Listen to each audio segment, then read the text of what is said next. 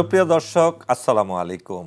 সংলাপ প্রতিদিন অনুষ্ঠানে আমি কর্নেল মোহাম্মদ আব্দুল হক আপনাদের সঙ্গে আছি। আমরা এই অনুষ্ঠানে সমসাময়িক রাজনৈতিক ও অন্যান্য গুরুত্বপূর্ণ বিষয় নিয়ে আলোচনা করি। আজকের বিষয় হলো আমরা হিউম্যানিটেরিয়ান করিডোর এবং রোহিঙ্গা ইস্যু নিয়ে আলোচনা করব। এই আলোচনার জন্য আমাদের সাথে দুইজন বিদগ্ধ অতিথিকে আমন্ত্রণ জানিয়েছি আমাদের স্টুডিওতে। একজন হলেন নীলোফার চৌধুরী মনি, যিনি স্বনির্ভর বিষয়ক সম্পাদক, বাংলাদেশ ন্যাশনালিস্ট পার্টি, জাতীয়তাবাদী দল। আরেকজন আছেন সাংবাদিক এ বিষয়ে, যিনি গবেষণা করে থাকেন, মেহেদী হাসান পলাশ, চেয়ারম্যান CHT রিসার্চ ফাউন্ডেশন, সহকারী সম্পাদক, দৈনিক ইনকেলাব। আপনাদের দুজনকেই আজকের সংলাপ প্রতিদিন অনুষ্ঠানে স্বাগত জানাচ্ছি। সুপ্রিয় দর্শক, আজকে আমরা কথা না বাড়িয়ে প্রথমেই আমরা চলে যাচ্ছি আমাদের অতিথিদের কাছে। নীলোফার ইসলাম মনি, নীলোফার চৌধুরী মনি, আপনার কাছে আমরা জানতে চাই, আপনি ইতিমধ্যেই শুনেছেন আমাদের বর্তমান অন্তর্বর্তীকালীন সরকার কিছুদিন আগে ডক্টর ইউনূসের আমন্ত্রণে এসেছিলেন আমাদের জাতিসংঘের মহাসচিব গুতেরাস, এবং তিনি আসার পরই একটা আলোচনা চলছে যে বেশ কিছু সংখ্যক রোহিঙ্গা যারা মিয়ানমারের ভিতরে আরাকানের একটা বৃহত্তর চতুর্দিকে শত্রু বেষ্টিত অবস্থায় আছে এবং তাদের কোনো লজিস্টিক সাপোর্ট সেখানে নেই, তাদেরকে সে লজিস্টিক সাপোর্টের জন্য একটা হিউম্যানিটেরিয়ান করিডোরের আবেদন করেছে কিংবা পরামর্শ দিয়েছে বাংলাদেশ সরকারকে। এবং এই প্রসঙ্গে আমাদের পররাষ্ট্র উপদেষ্টা বলেছেন যে একটা হিউম্যানিটেরিয়ান করিডোর দেওয়ার কথা হয়ে গেছে। আবার ইতিমধ্যে আবার শুনেছি আমাদের প্রেস সচিব গতকাল বলেছেন যে না, আমরা এখন পর্যন্ত সেটা দেইনি। এই প্রসঙ্গে প্রথমে আপনার কাছে জানতে চাই, করিডোর যদি দেয়া হয় সেটাকে বাংলাদেশের নিরাপত্তার ক্ষেত্রে কতটুকু এটা পজিটিভ বা নেগেটিভ হবে বলে মনে করেন আপনি?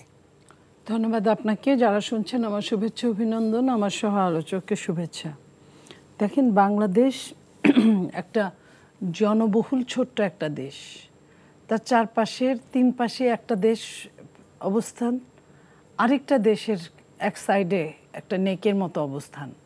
তো আমরা সেই দেশগুলো দ্বারা আমরা কিন্তু খুব একটা যে ভালো আছি সব সময় তা কিন্তু না, কিন্তু আমরা চাই আমাদের বৈদেশিক অবস্থান আমাদের সকলের সঙ্গে বন্ধুত্ব করা, কারোর সাথে শত্রুতা না। একটা দেশ যারা তিন পাশেই যারা, তারা কারণে অকারণে দাদাগিরি দেখায় আমাদের সাথে। আমাদের এর আগের পতিত সরকারের পররাষ্ট্রমন্ত্রী বলেছিল যে তাদের সাথে নাকি আমাদের সম্পর্ক স্বামী স্ত্রীর সম্পর্ক। দুঃখজনকভাবে হলেও এটাই সত্যি যে তারা এইভাবেই আমাদেরকে রুলটা বুঝিয়েছিল। কি বাংলাদেশের পতিত প্রধানমন্ত্রী বলেছিল, ভারতকে যা দিয়েছি সারা জীবন মনে রাখবে, শুধু আমরা দেওয়ার জন্যই আসছি, অথচ আমরা নিজেরাই না পাওয়ার লোক। আরেকটা দেশ দেখেন, অনেক দিন যাবৎ আমাদের আকাশপথ লঙ্ঘন করছে, আমাদের স্থলপথ লঙ্ঘন করছে, রোহিঙ্গাদেরকে এখানে পুশ করে পাঠিয়েছে, এবং সেই পাঠানোটা কিন্তু নর্মাল কোনো মানুষ না, এত বেশি যে কেউ কয় 12 লাখ, কেউ বলে 15 লাখ, কেউ বলে 13 লাখ। বা এই যে তাদেরকে যে আশা, সেটা নিয়ে এরকম বুঝিয়েছিল যে কথিত আছে যে তৎকালীন সরকার মনে করেছিল যে এদেরকে আমি ঢুকালে আমি হিউম্যান বিইং হিসেবে নোবেল পুরস্কার পেতে পারি, শান্তির উপর নোবেল পুরস্কার পেতে পারি। শুধুমাত্র একটা শান্তির উপর নোবেল পুরস্কারের জন্য বাংলাদেশের কত বড় ক্ষতি হয়ে গেল। আবার এখন আজকে যখন আপনি এই কথাটা বললেন, তখন কিন্তু প্রায় 1.5 লাখ ছাড়িয়ে যাওয়ার মতো অবস্থা, আবার তারা পুশ করে আবার ঢুকাচ্ছে। তাদের ওইখানে যদি 4 লাখ লোক থাকে এখন, সেই 4 লাখের 1.5 লাখ রোহিঙ্গা কিন্তু ঢুকে গিয়েছে। এখন এইখানে আপনার সমুদ্র পথে কিন্তু সবসময় করিডোর আছে, এবং ধরাও পড়ে ওদিকের মাছ ধরার লোকরা এই ট্রলার নিয়ে এই পাশে আসে, ধরা পড়ে কোস্টগার্ডের কাছে, আবার এই পাশের অনেকেই যায়, ওখানে ধরা পড়ে। একটা সম্পর্কের ভিত্তিতে কিন্তু ছাড়া হয়, এবং জিনিসপত্র মালপত্র যে যায় না তা বলবো না। তো সেইভাবে কিন্তু নিতে পারতো এই করিডোরটা, নৌপথের যে করিডোরটা, সেটা না নিয়ে হঠাৎ করে স্থলপথের করিডোরের প্রশ্ন আসলো কেন? এটা কিন্তু আমরা মানে আপনি বলতে চাচ্ছেন যে করিডোরটা আমরা স্থল ভাগের মধ্যে দিয়ে নিচ্ছি, এটা আমাদের বাংলাদেশের নিরাপত্তার জন্য তো একটা হুমকি রয়েই গেল, তারপরেও এই করিডোর দিয়ে বাকি সবাই আবার বাংলাদেশে প্রবেশ করতে পারে। এটা দিয়ে অনেক কিছু হতে পারে, এটা দিয়ে অস্ত্র আসতে পারে, এটা দিয়ে ইন দ্য মিন টাইম আপনার এমনিতে আমি লাইনটা শেষ করে দিই যে আপনার এই বৈশাখী উৎসব উপলক্ষে অনেকগুলো তাদের জওয়ানরা আমাদের বাংলাদেশে 10 কিলো সামনে এসে অনুষ্ঠান করে, আরাকান আর্মিরা অনুষ্ঠান করে গেছে।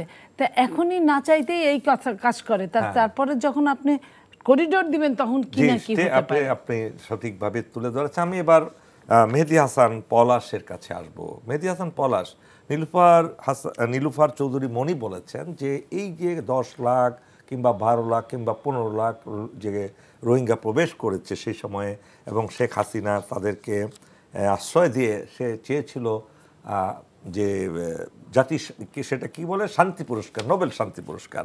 কিন্তু এটাও কি বাস্তবতা নয়? সে সময়ে যেভাবে হাজার হাজার রোহিঙ্গাকে নির্মম নিষ্ঠুরভাবে সেই মিয়ানমার জান্তা বাহিনী হত্যা করছিল, শিশুদেরকে মারছিল, নারীদের দর্শন করে তাদেরকে হত্যা করছিল, সে সময় তাদেরকে আশ্রয় দেওয়াটা এছাড়া কি মানবতার আর কোনো উদাহরণ দেখানো যেত? সে সময় যদি না আশ্রয় দেওয়া হতো তাহলে তো সবাইকে তারা মেরে ফেলতো। এই ব্যাপারে আপনার মন্তব্য কি গবেষক হিসাবে বলবেন? এর আগেও শেখ হাসিনার আমলেও মানে অর্থাৎ 17 সালের 2 বছর আগেও কিন্তু একবার এরকমভাবে রোহিঙ্গারা ঢুকতে চেষ্টা করেছিল। আমরা কিন্তু তখন তাদেরকে দিই নাই, তখন কিন্তু সবাইকে মেরে ফেলে নাই। হ্যাঁ, তখন সবাইকে কিন্তু মেরে ফেলে নাই। যদি আমরা ঢুকতে না দিতাম তাহলে ওই রোহিঙ্গা ওখানে থাকতো, ওরা ওখানেই ফাইট ব্যাক করতো। হ্যাঁ, ওরা ফাইট ব্যাক করতো, অস্ত্র প্রতিরোধের জন্য প্রস্তুত হয়ে যেত তারা, ইন দি মিন টাইম হয়ে যেত। আমরা যখন আপনি একটা করিডোর খুলে দিয়েছেন তখন তারা সুযোগ পেয়েছে, তারা চলে এসছে, তাদের ওইটা নিয়ে তারা ভাবে নাই। আপনি যদি তাদেরকে ওখানে দিতেন, মানে জায়গা দিতে মানে না দিতেন, তাহলে ওখানে তারা মানে ইয়ে করতো, ফাইট ব্যাক করতো। আমরা 71 সালে আমরা করেছি না, তারপরে আমরা গেছি, যুদ্ধারা এসছে, আমরা হেল্প করেছি। জনাব পলাশ, আপনি তো গবেষণা করে থাকেন মিয়ানমার পরিস্থিতি অ্যাজ ওয়েল এজ আমাদের পার্বত্য চট্টগ্রাম পরিস্থিতি, আপনি গভীর গবেষণা আছে।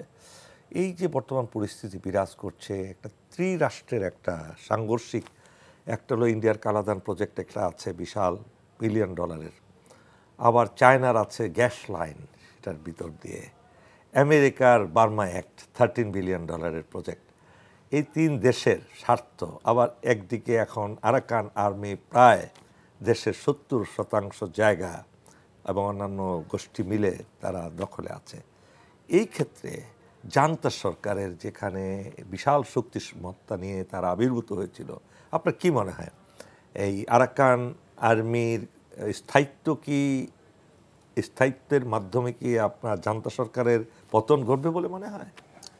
প্রথম কথাটা হলো যে এখন পর্যন্ত আমার জানা মতে মানে সব পুরা মিয়ানমার যদি ধরি তাহলে 50 থেকে 60% বিদ্রোহীদের নিয়ন্ত্রণে, বাকিটা মেইন প্রধান শহরগুলো আপনার মিয়ানমার জান্তা গভর্নমেন্টের নিয়ন্ত্রণে, এবং জান্তা গভর্নমেন্ট এখন পর্যন্ত তার ইয়েতে সংহত।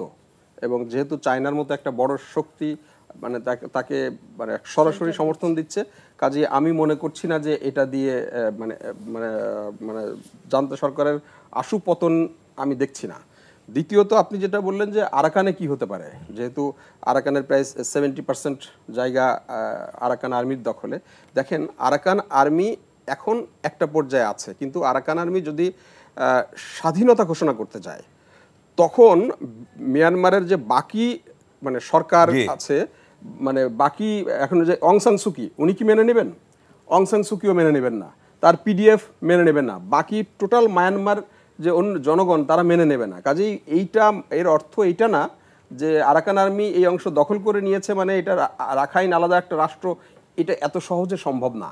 এর পিছনে আরও অনেকগুলো ফ্যাক্টর জড়িত, ইভেন আরাকান আর্মির জন্য অনেকগুলো ফ্যাক্টর জড়িত। এই ধরনের একটা রাষ্ট্র সে টিকে থাকতে পারবে কিনা, কারণ তার তো লজিস্টিক সাপোর্ট দরকার। তাদের সাথে কি কোনো বহিঃশক্তির সম্পর্ক নেই বলে মনে করেন আপনি? আরাকান আর্মির সাথে অনেক বহিঃশক্তির সম্পর্ক আছে, তাদের সাথে অত্যন্ত ভারতের সাথে ইতিমধ্যেই খুব শক্তিশালী সম্পর্ক আছে, আমেরিকার সাথে তার শক্তিশালী সম্পর্ক আছে, ইভেন চায়নার সাথে তারা অত্যন্ত শক্তিশালী সম্পর্কে জড়িত। সেই সম্পর্কটা একটা পর্যায়ে কিন্তু আপনার চায়না আরাকান আর্মিকে সমর্থন দিচ্ছে, কিন্তু আরাকান বার্মা ভেঙে স্বাধীন হয়ে রাখাইন হয়ে যাক সেটাতে সমর্থন দেবে কিনা সেটা একটা মানে গুরুত্বপূর্ণ প্রশ্ন।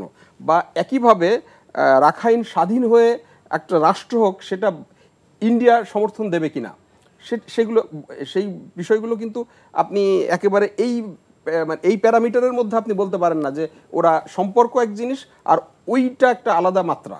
কাজেই এইটা তার মানে একটা জটিল সমীকরণ, এটা এখনো মাইলস ওয়ে টু গো, জটিল সমীকরণ। এটা বোঝা যাচ্ছে না যে কি ঘটতে যাচ্ছে আগামীতে।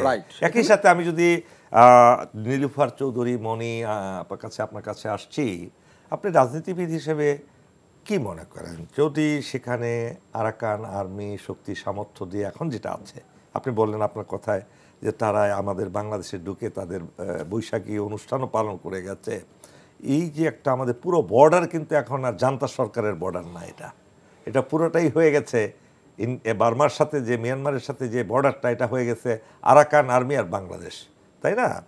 এই ক্ষেত্রে আপনার কি মনে হয় আমরা আমাদের পররাষ্ট্রনীতিতে কোনটাকে গুরুত্ব দিব?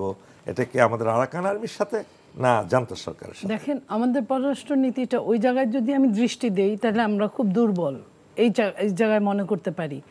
ধরেন এই যে বার্মাতে বা আরাকানে বা মায়ানমারে যেটাই বলি, যে নামে আমি ডাকি, তাদের ওখানে যদি আমাদের বিমানগুলো যদি একবার দুইবার যেত, তারা কি আমাদেরকে আস্ত ছেড়ে দিত?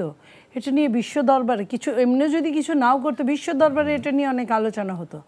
বাংলাদেশে কিন্তু আমরা শেখ হাসিনার সময় এই কথাগুলো বলেছি, 19 বার 21 বার আকাশসীমা লঙ্ঘন করেছে, আমাদের সৈনিকরা কিছুই বলতে পারে না, তাদের উপরে এই নির্দেশ ছিল না।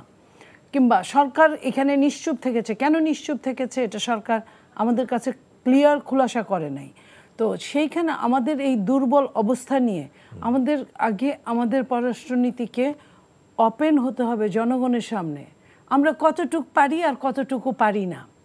লাইক আপনি দেখেন, সরকার আমাদের অস্থায়ী সরকার হোক, সরকার তো সেই সরকারের দুইজন ব্যক্তি, দুইজনই কোনো অংশে কম গুরুত্বপূর্ণ নয়। একজন তো সরাসরি সিরিয়াস গুরুত্বপূর্ণ পররাষ্ট্র উপদেষ্টা মানে পররাষ্ট্রমন্ত্রী, আরেকজন হচ্ছে প্রধান উপদেষ্টার প্রেস সচিব। উনি একজন বললেন যে এটা নিয়ে আলোচনা হয়েছে, শুধু উনি বলেছেন এটা না, এটার পক্ষের কথা বলি। আপনি যখন জাতিসংঘের মহাসচিব আসলেন, উনি কিন্তু যাওয়ার সময় একটু আস্তে করে স্লোলি কিন্তু থ্রো করে গেছে যে হিউম্যানিটি আপনার করিডোরটার কথা। তার এই যে করিডোর যে উনি যে থ্রো করে গেলেন, তারপরেই তো এই ঘটনাগুলো আমরা দেখছি তার কিছুদিন পরে। এটা সমন্বয়হীনতা কিংবা কোনো কিছু লুকোছাপা করার জন্য এই লুকোচুরি খেলাটা কিন্তু এর আগে সরকারও খেলেছিল। তাতে কি হয়েছে, আমরা শুধু খুইয়েছি, আজ পর্যন্ত আমরা ক্লিয়ার জানি না ভারতের সঙ্গে আমাদের কি কি চুক্তি হয়েছিল আর কি কি আমাদের হয় নাই, আর আমরা কতটা দিয়েছি, কি পেয়েছি। আমরা আদানির মতো একটা লোকের সঙ্গে কিন্তু আমাদের বিদ্যুৎ নিলেও টাকা দিতে হবে, বিদ্যুৎ না নিলেও টাকা দিতে হবে। এই যে চুক্তিগুলো, এই চুক্তিতে হয়তো ব্যক্তি কেউ হয়তো বা কিছুটা লাভবান হয়েছে, কিন্তু দেশের কিন্তু 12টা বেজে গেছে। এই যে দেশের তলাবিহীন ঝুড়ি যে সেই ছিল 74-এ যে দুর্ভিক্ষের সময় যে হেনরি কিসিঞ্জার তলাবিহীন ঝুড়ি বলেছিল, সেই তলাবিহীন ঝুড়ি কিন্তু এখনও একদম, তখন একটা দুটা ঝুড়ি ছিল, এখন শত শত ঝুড়ি।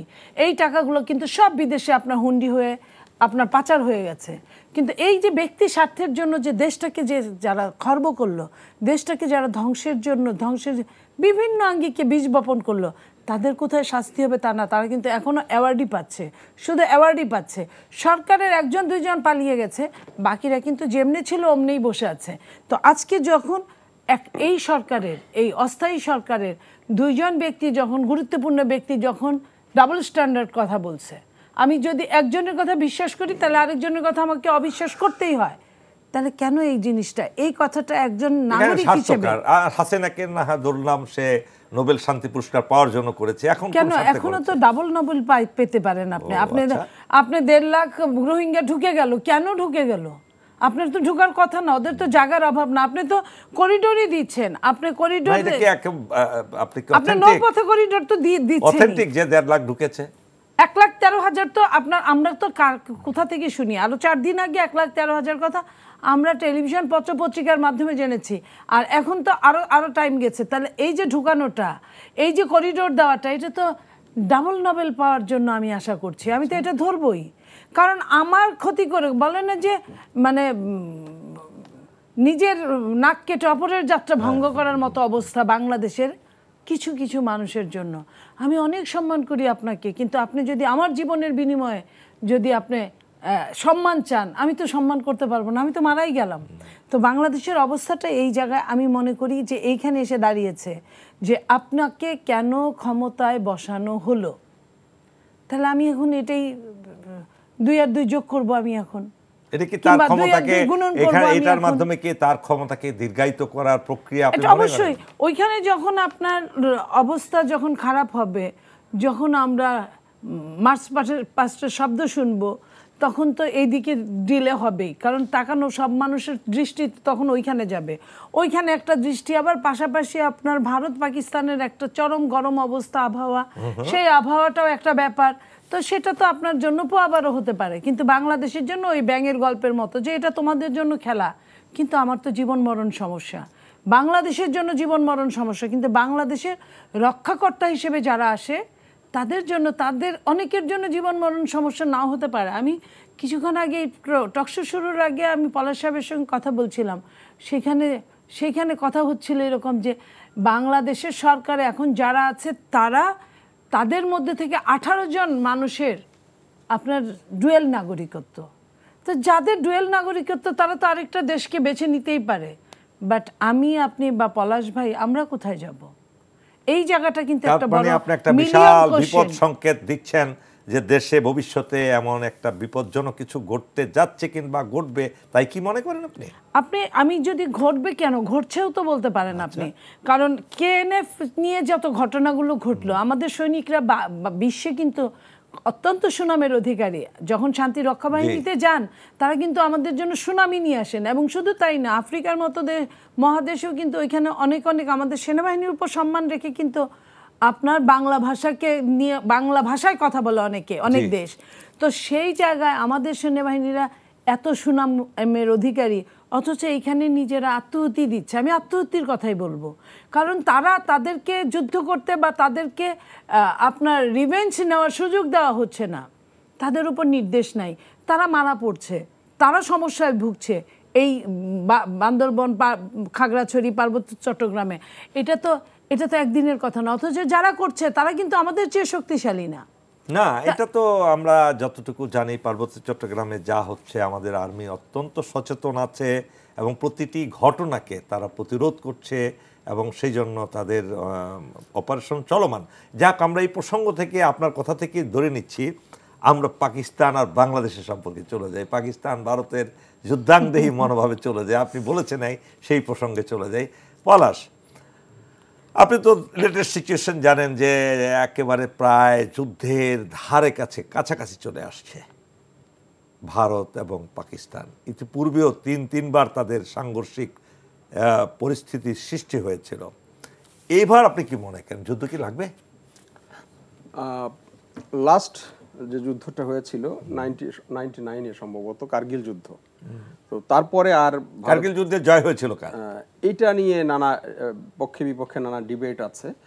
ভারত দাবি করছে তারা জয়লাভ করেছে, পাকিস্তান দাবি করছে তারা দাবি করলে হলো না। আপনি কি দেখেছেন সাংবাদিক হিসাবে, আপনার অ্যাসেসমেন্ট? আমরা দেখেছি যে আমাদের যে যতটুকু সেখানে মানে দুই দলেরই ক্ষয় হয়েছে, লোকক্ষয় হয়েছে, ভিন্ন ভিন্ন মাত্রায় কেউ জিতেছে, কোথাও কেউ জিতেছে, আরেকজন জিতেছে। বাট তার আগে একটা সার্জিক্যাল স্ট্রাইকের কথা নিশ্চয়ই আপনাদের মনে আছে, পুলওয়ামাতে যে সার্জিক্যাল স্ট্রাইক হলো, সেখানে কিন্তু ভারত চরমভাবে পরাজিত হয়েছে। এবং ভারতের যেই MiG-29 নিয়ে যিনি গিয়েছিলেন, যে অভিমন্যু, তিনি কিন্তু ওখানে তারা গুলি করে নামিয়ে ফেলে, এবং তাকে কিন্তু ওই যে চা খাওয়ানোর ছবি আপনি দেখেন ইন্টারনেটে, অভিজিৎ বা অভিমন্যু এরকম একটা নাম আর কি, একজন চা খাওয়ানোর যে ছবিগুলো তাদেরকে খুব ফেরত দিয়েছে। এটা কিন্তু ভারতের যে মাইটি, তারা যে অহংকার, ভারতের অহংকারকে একেবারে ধূলিসাৎ করে দিয়েছে। বাট এবারের যুদ্ধটা আমার নিজের কাছে, আমি মনে করি যে এবারের যুদ্ধটা হয়তো ওই স্কেলে অত বড় হবে বলে আমার মনে হয় না, কারণ এখনকার যুদ্ধের ভেতরে আমি কিছু মানে অন্য বিষয়, রাজনীতি দেখি যুদ্ধের মধ্যে। রাজনীতি কি দেখেন আপনি? যদি বলেন যে আপনি কি বলতে চাচ্ছেন, এই কাশ্মীরে মুসলমানদের উপর যে অত্যাচার চলছে, এখন তাদের বাড়িঘরগুলো বুলডোজার দিয়ে মিশিয়ে দেওয়া হচ্ছে, তাদেরকে হত্যা করা হচ্ছে, ভারতের সব জায়গা থেকে কাশ্মীরি স্টুডেন্টদেরকে বিতাড়িত করা হচ্ছে, এই যে কাজগুলো হচ্ছে, এটা কি পারপাসফুলি আপনি বলতে চাচ্ছেন ইন্ডিয়া করছে? না, এটা কাশ্মীরে হবে কেন? এটা তো সারা ভারতেই আগেও হয়ে আসছে, এখন তো হচ্ছে আরো বেশি ব্যাপকভাবে। সারা ভারতেই আপনি দেখেন, এই যে রামনবমী যে অনুষ্ঠান হলো, সেই নবমী সেখানে কি হয়েছে? মুসলমানদের মসজিদের সামনে গিয়ে তারা নামাজ পড়তে দেয়নি, এবং প্রতিদিনই ভারতে অসংখ্য মসজিদ ভেঙে দিচ্ছে, মসজিদ কাভার করে দিচ্ছে, মসজিদ বন্ধ করে দিচ্ছে, মুসলমানদেরকে পিটিয়ে মারছে। শুধু ওই যে মানে মানে মানে মাংসাশী বলে ইভেন আমিষ খায়, ইভেন এই মাছ খাওয়ার জন্য বাঙালি মুসলমানদেরকে, ইভেন বাঙালি হিন্দুরাও তো খায়। তো সেজন্য তাদেরকে ভারতে কোনো জায়গায় হোটেলে দিয়ে দেয়া হয় না, শুধু যে তারা আমিষভোজী এই জন্যে। তো কাজে এই প্রক্রিয়াটা কিন্তু আছে। বাট এখানে আপনি অন্য একটা যেটা রাজনীতির কথা বলছি, সেটা একটা জিনিস দেখেন, সেটা হলো যে এই যে ওয়াকফ বিল নিয়ে যেটা $14 বিলিয়ন, তো সেইটা নিয়ে মানে মোদি সরকার একটা প্রচন্ড চাপের মধ্যে ছিল, এবং ভারতেই প্রচন্ড চাপের মধ্যে ছিল। তো সেখানে এই যুদ্ধের উন্মাদনাটা শুরু হওয়ার পরে এটা কিন্তু মানে ধামাচাপা হয়ে গেছে, এবং এটা হয়তো এই যুদ্ধ খেলে এমন একটা পর্যায়ে নিয়ে যাবে, তখন কিন্তু আর এই ওয়াকফ বিল কারোর মনে থাকবে না। এটা নিয়ে আবার আরেকবার আন্দোলন করা, আরেকটা করা, এটাকে ডাই ডাউন করে ফেলবে একদম ওই পর্যায়ে নিয়ে গিয়ে। আবার একইভাবে পাকিস্তানে যদি চিন্তা করেন, ইমরান খানের সমর্থনে যে আন্দোলনটা হচ্ছিল সেখানে, হ্যাঁ, এবং বেশ কিছুদিন ধরে আন্দোলন হচ্ছিল, মাঝখানে একটু স্থিমিত হয়েছে, কিন্তু এই পরিস্থিতিতে এখন আর মানে এই যুদ্ধের উন্মাদনার মধ্যে ইমরান খান, যদিও কেউ বলছে যে ইমরান খানকে বের করে এনে দেওয়া হোক, বাট যেহেতু যুদ্ধের সময় মিলিটারি নেতৃত্ব তো আপার হ্যান্ড থাকে, তো সে কারণে কিন্তু ওই ইস্যুটাও, ইমরান খানের যে আন্দোলনটা, সেটাও কিন্তু একটা চাপা পড়ে যাচ্ছে। দুই দেশের অর্থনীতির অবস্থা খুব খারাপ। সরকার অর্থাৎ মোদি সরকারের টিকে যাওয়া এবং এই যে শাহবাজ শরীফ সরকারের যে টিকে যাওয়া, এই টিকে যাওয়ার একটা ব্যাপার আমার নিজের কাছে মনে হচ্ছে যে বর্তমান পরিস্থিতি যেটা সৃষ্টি হয়েছে, একদিকে শাহবাজ সরকার অর্থাৎ মুসলিম লীগের সরকার পাকিস্তানে প্রতিষ্ঠিত আছে, আর এদিকে আছে মোদী সরকার, বিজেপি সরকার। এরা ধর্মীয় উন্মাদনা দিয়ে তাদের ক্ষমতাকে দীর্ঘায়িত করতে চাচ্ছে মোদী সরকার, আর ওদিকে শাহবাজ শরীফ চাচ্ছে তার সরকার। এদিকে আপনি নীলুফার ইয়াসমিন মনি কি মনে করেন? আপনার নীলুফার চৌধুরী মনি, প্লিজ। দেখেন, এখানে ওই যে যত রাষ্ট্রের যত চিন্তা, তার চেয়ে নিজের চিন্তাও কারো কম না। সবাই তার দেশে দেখাইতে চায় যে দেখো আমি এই কাজ করছি, তোমাদের জন্যই আমি করছি, এবং এটারে লেন্দি করতে পারলে সে আরেকবার ক্ষমতায় আসবে বা ক্ষমতাটা বেশি সময় নিয়ে রাখবে। আপনি দেখেন সবগুলো দেশে, পাকিস্তানেও কিন্তু রাজনৈতিক অস্থিরতা চরম আকার, ইন্ডিয়াতেও রাজনৈতিক অস্থিরতা চরম আকার, বাংলাদেশেও এটার ব্যত্যয় না, আরও বেশি চরম আকার এই মুহূর্তে। সো দ্যাট এখানে সবারই তাদের লাভ আছে, যারা ক্ষমতায় অধিষ্ঠিত আছে তাদের ব্যক্তিগত লাভ আছে, পাশাপাশি তারা দেশটাকে একটা এই যে অন্ধকারের দিকে ধাবিত করে ঠেলে দিয়ে এক ধরনের অন্যরকম একটা ফায়দা নেওয়ার চেষ্টা করা, এটাই হলো মেন। তার মানে আপনি বলতে চাচ্ছেন দুই দেশেরই জনগণ গিনিপিগে পরিণত হলো নাকি তাদের রাজনৈতিক অভিলাষকে চরিতার্থ করার জন্য? সময় পেলে কখনো জনগণ গিনিপিগে পরিণত হয়, আবার যদি সময় এমন আসে যখন শাসকরা গিনিপিগে পরিণত হয়। গিনিপিগ কখনো কোনো শাসক সারা বিশ্বের গিনিপিগ হিসেবে আসে, আবার কখনো কোনো শাসক আপনার ক্ষমতাকে টিকিয়ে রাখার জন্য গিনিপিগ সৃষ্টি করে বা নিজেই একসময় গিনিপিগ। তাহলে আপনি একজন পলিটিশিয়ান হিসাবে বাংলাদেশেও কি আপনারা রাজনীতিবিদরা বাংলাদেশের জনগণকে গিনিপিগ হিসাবে গণ্য করেন? না, আমরা তো নিজেরা এখন গিনিপিগে পরিণত হয়ে যাচ্ছি, আমরা গণ্য করবো কোথা থেকে? আপনি দেখেন, আমি আমার কথা বলছি যে আমরা বিএনপিকে শুধুমাত্র যদি নির্বাচন সঠিক সময় হয় তাহলে বিএনপিকে জনগণ ভোট দিবে, বিএনপি ক্ষমতায় আসতে পারে বিধায় যাদের কোনো জনবল নাই, যাদের কিন্তু অবস্থান নাই, তারা মিলে একখানে হয়েছে, একজোট হয়েছে, যে কোনোভাবেই হোক। তারা গণতন্ত্র চায়, গণতন্ত্র বিশ্বাস করে, গণতন্ত্র ভালোবাসে, কিন্তু নিজের কাছে রেখে। তারা নির্বাচন দিবে না, নির্বাচন দিলে যদি তার এনিমি জিতে যায় তার মানে তারা গিনিপিগ বানানোর এক ধরনের চেষ্টা করছে। এই হচ্ছে নীলুফার চৌধুরী মনি, আমরা যদি বলি আজকে আপনারা ক্ষমতায় আসলেন, ভোট দেওয়া হলো, ডিসেম্বর মাসে আপনারা নির্বাচিত হয়ে সরকার গঠন করলেন, আপনারা কি দেখাতে পারবেন আপনাদের দলের কে কে মন্ত্রী পরিষদে আসন গ্রহণ করবেন? এ ধরনের কি আপনারা একটা দৃশ্যমান কিছু দেখাতে পারবেন যে এই 30 জন লোক আমাদের মন্ত্রী হবেন এবং এরা শতভাগ সততার সাথে দেশ পরিচালনা করবেন, তাদের যোগ্যতা আছে, তারা কোনো চাঁদাবাজি করে নাই, তাদের অবৈধ সম্পত্তির কোনো তাদের সাথে সংশ্লভ নাই, এ ধরনের 30 জন লোককে দেখাতে পারবেন আপনাদের সম্মুখে? 30 জন না, আপনার 30 জন না, 300 জনও দেখানো যাবে যদি আমার মানসিকতা ঠিক থাকে। কিরকম? আমি বলবো যে ভালো মানুষ যদি 5% মিনিমাম না থাকতো একটা দেশ থাকতো না, ডেস্ট্রয় হয়ে যেত। অবশ্যই ভালো মানুষ আছে, কিন্তু আমরা ভালো মানুষ খুঁজতেও চাই না, খুঁজতে যাইও না। আমরা ভালো মানুষকে দমন করে রাখতে চাই। সেই দমনটা মানুষের মানে প্রকৃতিগত নেচারটা এমন যে বিপদে না পড়লে কেউ সোজা হয় না।